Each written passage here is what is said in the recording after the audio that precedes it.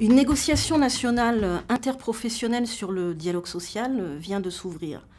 Pour la CGT, ça doit être une occasion unique de faire le point sur un droit fondamental qui appartient aux salariés, de pouvoir s'exprimer sur leur travail, de pouvoir déterminer collectivement leurs conditions de travail et agir sur la gestion des entreprises. Évidemment, le patronat ne l'entend pas de cette oreille.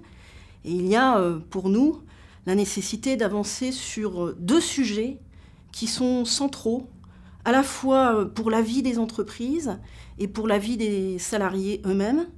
C'est de progresser en matière de citoyenneté au travail.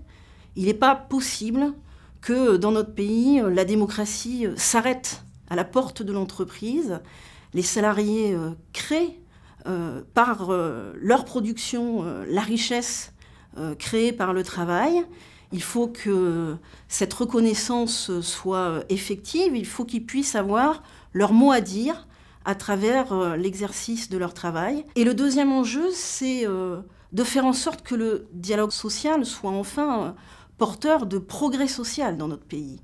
Et là aussi, l'enjeu est majeur avec le patronat qui considère le dialogue social comme un coût pour l'entreprise, comme un mal nécessaire. C'est donc à partir de ces enjeux de citoyenneté et de progrès social que la CGT entend mener cette négociation. Il faut rendre effective la représentation collective pour tous les salariés. C'est le cas pour 4 600 000 salariés des très petites entreprises qui n'ont que le droit, à l'heure actuelle, tous les 4 ans, de s'exprimer sur un nom de syndicat. Et il y a besoin que ces salariés puissent avoir le droit, comme pour les autres salariés des autres entreprises, à des représentants élus. L'enjeu de cette négociation est particulièrement marqué par une volonté des organisations patronales et singulièrement du MEDEF de faire en sorte d'avoir un système de relations sociales où ce ne serait plus l'égalité qui présiderait dans notre pays. Il veut favoriser des accords de branche ou des accords d'entreprise.